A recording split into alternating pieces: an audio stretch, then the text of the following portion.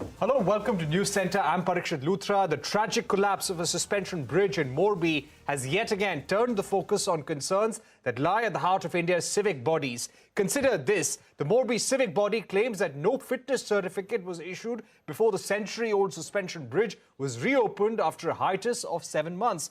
Further, they claim that they were not aware that the bridge had been reopened. It doesn't just end there. The website of Oreva Group, which had been given the contract of maintenance and repair work, has no information about its construction and infrastructure projects. The FIR has named the agency responsible for maintaining the bridge and the management agency as accused, but it does not name the company in charge of maintenance and repair of specific individuals. CNBC-TV18 Sandhya Gora gets us this report from Morbi. She has been visiting different sites, speaking to authorities in the area, and sends us this report.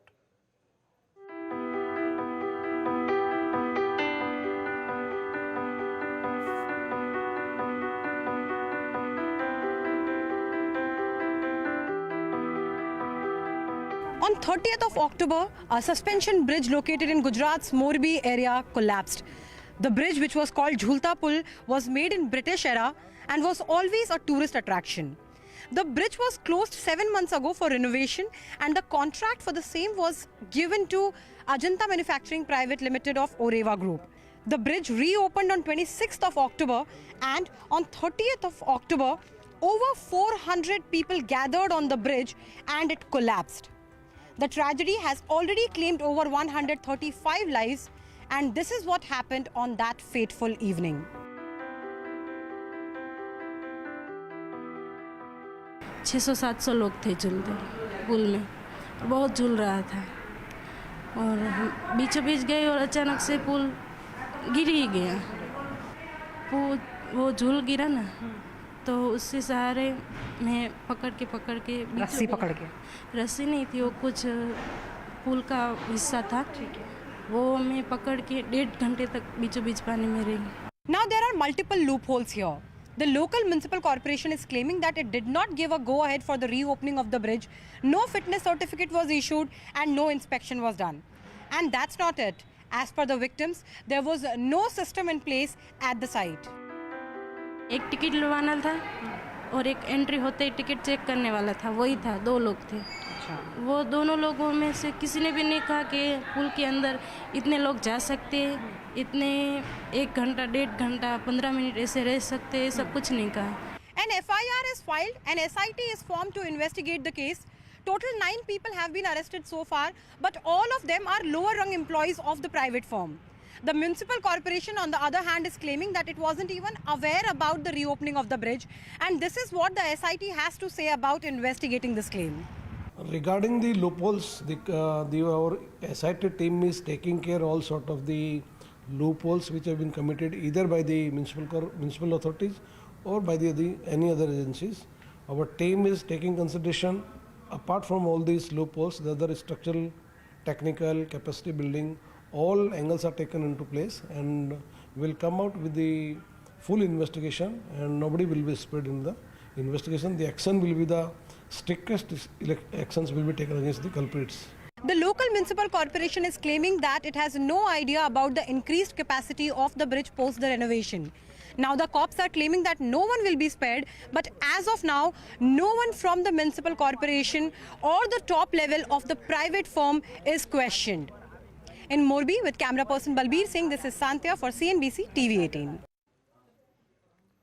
All right, that was Sandhya Gora finding out some answers when it comes to that terrible bridge collapse tragedy in Morbi, Gujarat. Joining me now to take this discussion forward are 2 former chairmen of the National Highway Authority of India, Raghav Chandra and Brajeshwar Singh. Gentlemen, thank you very much for joining us here. Mr. Chandra, if I can begin with you. The Morbi municipal authorities saying that the bridge was opened without their knowledge and without mandatory fitness certificates. Can the municipal authority really pass the buck? I don't think they can pass the buck, and they are squarely responsible for it. And they must take the blame, the onus, and the flak for it.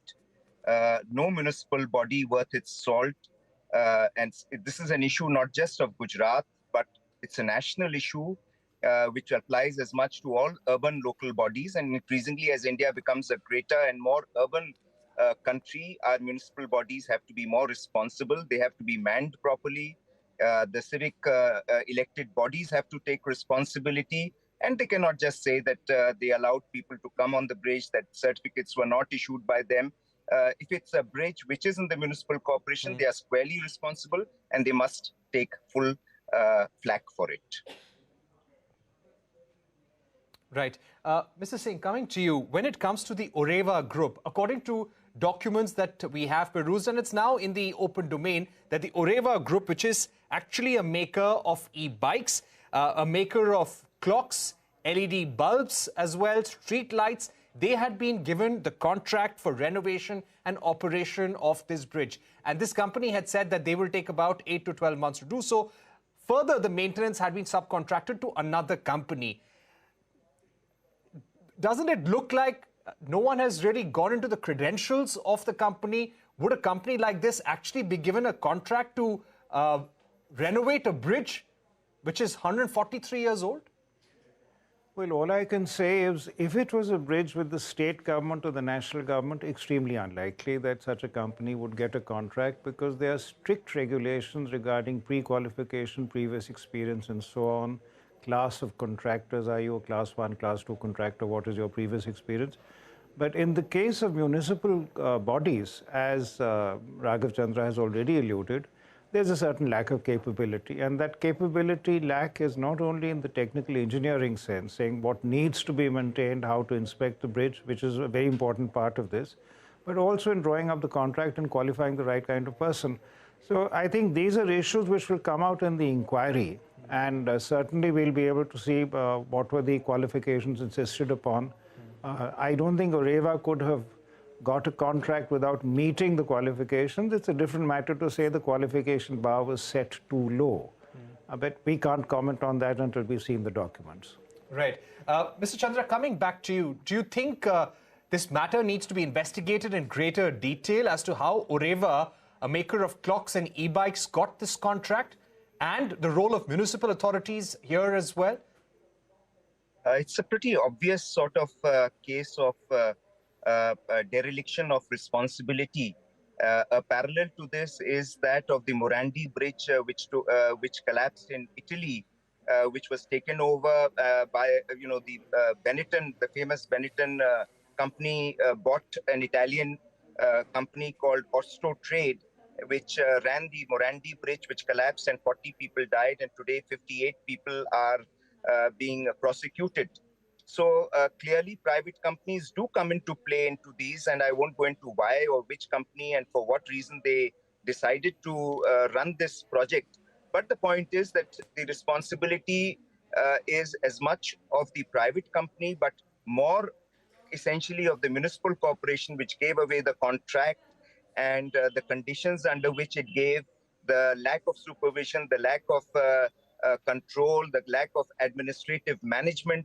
It is indeed a very, very big collapse of municipal governance at the local level. It has long-term implications for the country as a whole, which is going to be 40% urbanized in the next few years.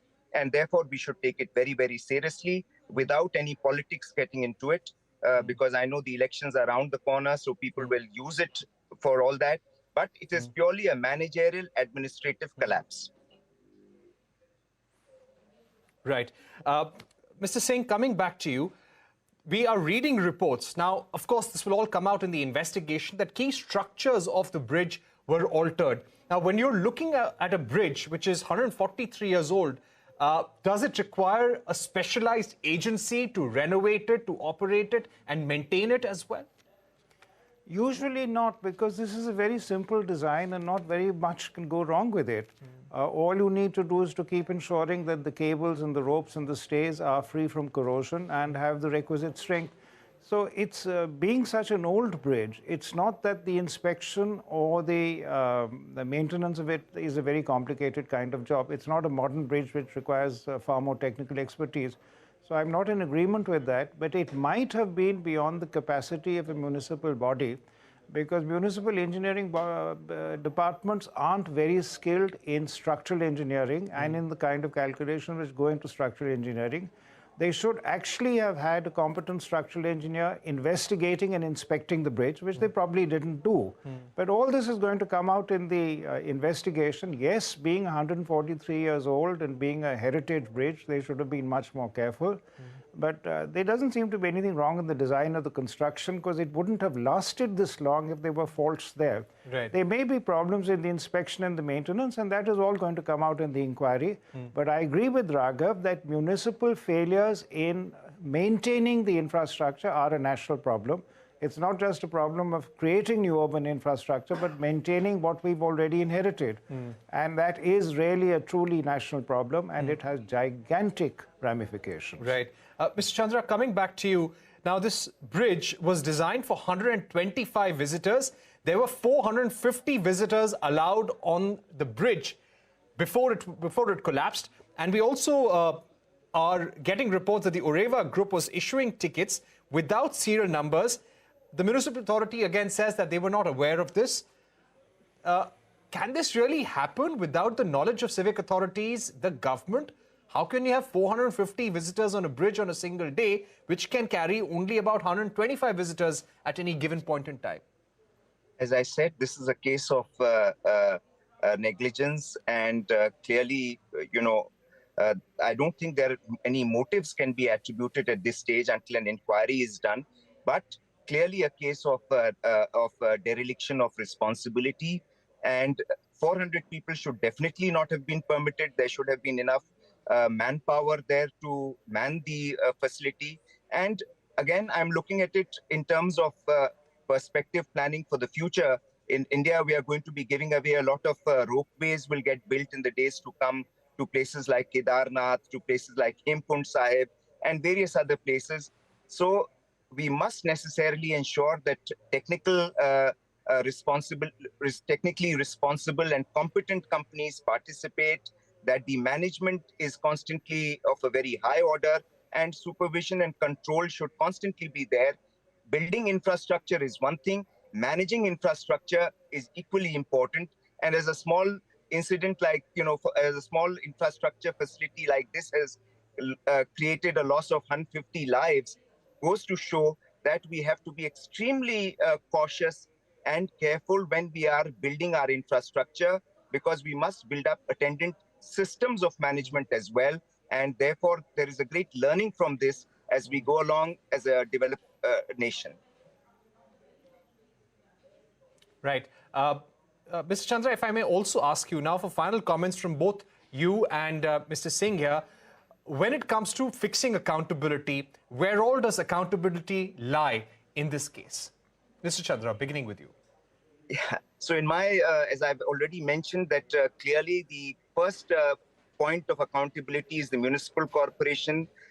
What action should be taken? I mean, they can be dismissed and an administrator appointed by the state government.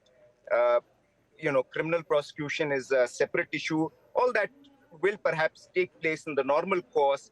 The private company is also equally culpable because they have clearly been irresponsible. All that is important, but there are lessons to be drawn. And in my view, what is most critical and important is that we must draw the suitable lessons from this, ensure that all our bridges are properly attended to, and that we put in place suitable enforcement systems and management systems to ensure that whether it is religious places, whether it is tourist places or everywhere else, we should ensure that we have adequate management systems in place with suitable SOPs, suitable safeguards to ensure that not only structurally and technically are the infrastructure in sound position and condition, but that they are managed properly so that there are no stampedes, no collapses, and such problems as have occurred here.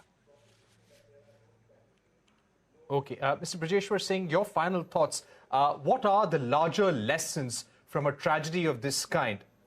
Well, the larger lesson is really one of demographic pressure, I think, because when the bridge was built, Morbi was less than 40,000 in population, and it's gone up to 4 lakhs now. So when you have this kind of demographic pressure in our cities, much of our old infrastructure is simply not designed for this kind of usage patterns and heavy usage and heavy loads. So we've had this very major tragedy, but we've had all kinds of collapsing bridges on railways in other cities and what have you. So I think it's a big question that do we need to upgrade our infrastructure to cater to the increased demographic demand? And that's one thing. And the second thing is that the municipal body, that is the owner, must step forward and take responsibility. I find this is very strange that the owner says, oh, I didn't know the bridge was in operation. I mean, you can't be sleeping at the wheel. And you have to take, you have to take full responsibility as the owner. The Areva company comes in under a contract, and that's a much narrower issue. Did they fulfill the conditions of the contract or didn't they? What was the contract saying? Nobody's seen it as yet, so we can only speculate on that issue. But really, responsibility rests with the owner of the asset, which is the municipal body. Right. Mr. Brajeshwar Singh, thank you very much for joining us here in our studios. Mr. Raghav Chandra, thank you very much for being with us as well, giving us your views on where the accountability lies and some of the big questions that this tragedy raises for our civic infrastructure as well. We're going to take a short break here on News Center, but coming up on the other side, the digital rupee pilot gets underway. 9 banks are using the digital currency starting today to settle secondary market transactions in government securities. Details on the other side.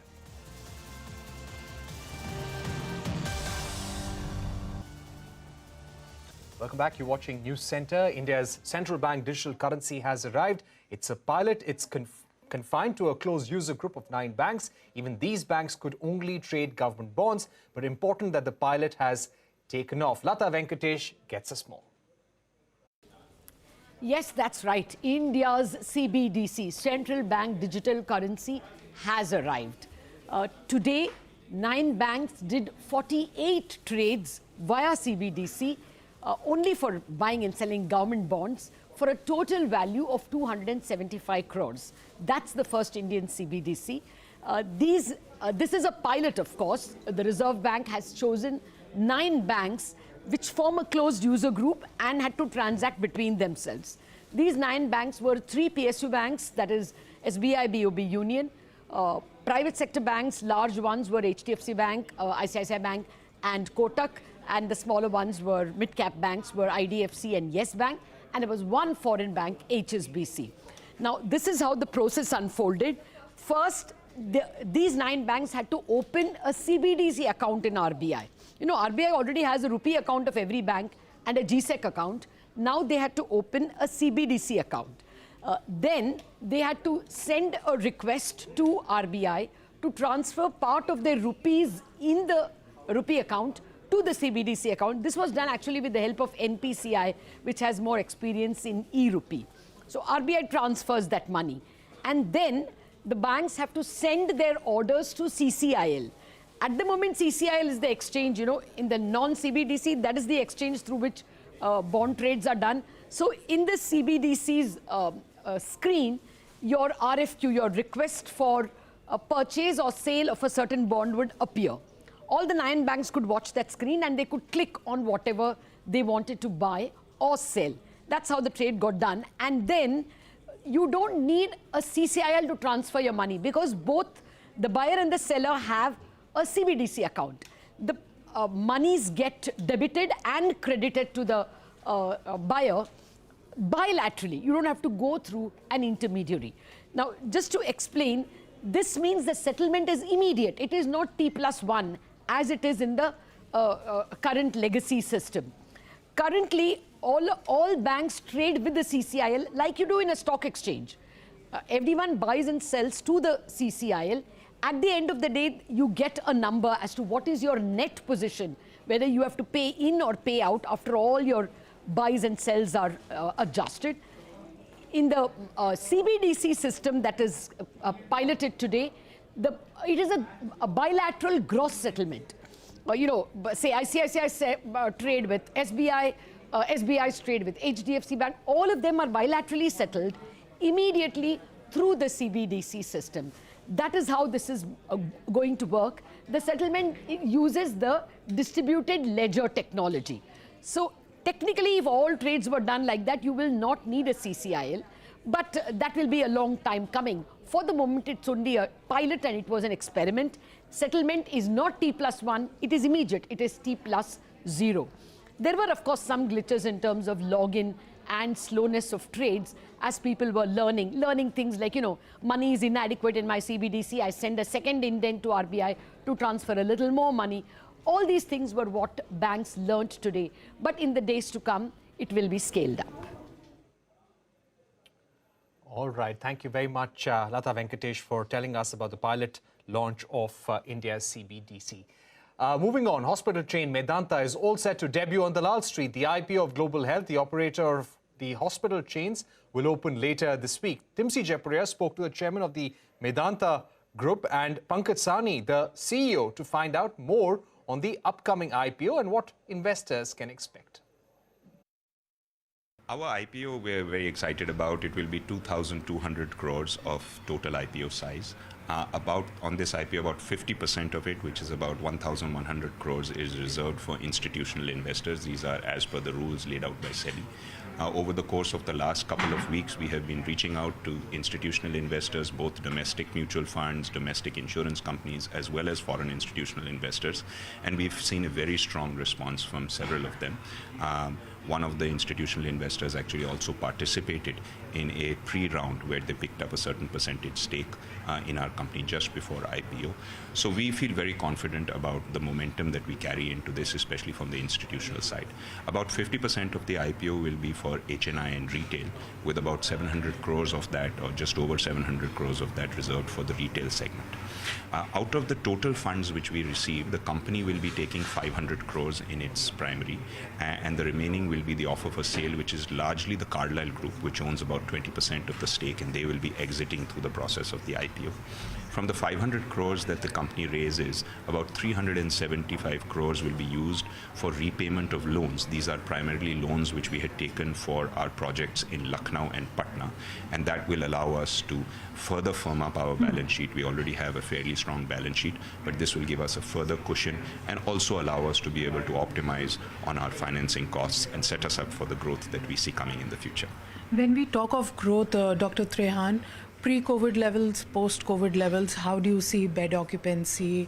What are the major areas, or to be precise, the divisions which are actually driving growth for you? As you said, 25% of revenues come from cardiology division of Medanta, the entire hospital chains that you have right now, 5 and building onto the 6th in Noida. How do you see the bed occupancy quarter on quarter? So I'll tier it for you. First of all, India is actually midway in its ability to provide healthcare to all its people. And that means that there is a shortage of beds, there's a shortage of human capital, there's a shortage of almost everything. But India is on a very good growth path.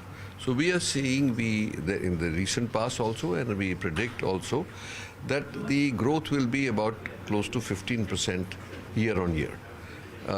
Because of the fact that there are two things. One, COVID, you asked the question, COVID has actually brought into the consciousness of everybody the value of being healthy. If you saw the people who had comorbidities which were uncontrolled or not taken care of, they suffered much more than the ones who were healthy and devoid of all these comorbidities. So there is currency in health, which I think is a much more of a mind recognition today than it was before. When we talk of wellness, we also talk about expansion plans. When it comes to the current size of hospitals that you have, how soon can we see the Noida facility coming on board, and what would be your overall bed size, at least in India, with this facility adding? So currently we are about 2,500 beds across the ecosystem. That's 5 hospitals which operate in Gurgaon, Lucknow, Patna, Noida and Ranchi. And our 6th hospital, as you mentioned, is coming on board in Noida. That will be about 550 beds by the time it is complete. We're currently under construction for that facility, and we expect it to come on board in financial year 25. So by the time that facility is on board, we'll be over 3,500 beds across these 6 facilities. And after FY25, if I may ask, the next 2 years, how much are you looking at expanding the bed size capacity? Well, the way in which we look at it is to make sure that we adopt 3 fundamental philosophies when we look at our growth. One, of course, is that we should be able to always operate at a very high end and high complexity of care. So if you look at our facilities today, whether it's 1,400 beds in Gurgaon or whether it's the 1,000 beds that will come up in Lucknow, these are facilities that are really operating at the top end, higher standard of tertiary quaternary care. So this has been one of our guiding principles. So the Medanta IPO will open this week. That was the management in conversation with Tim C. Jayapuria. With that, it's a wrap on this edition of News Center. Thank you for watching. Goodbye.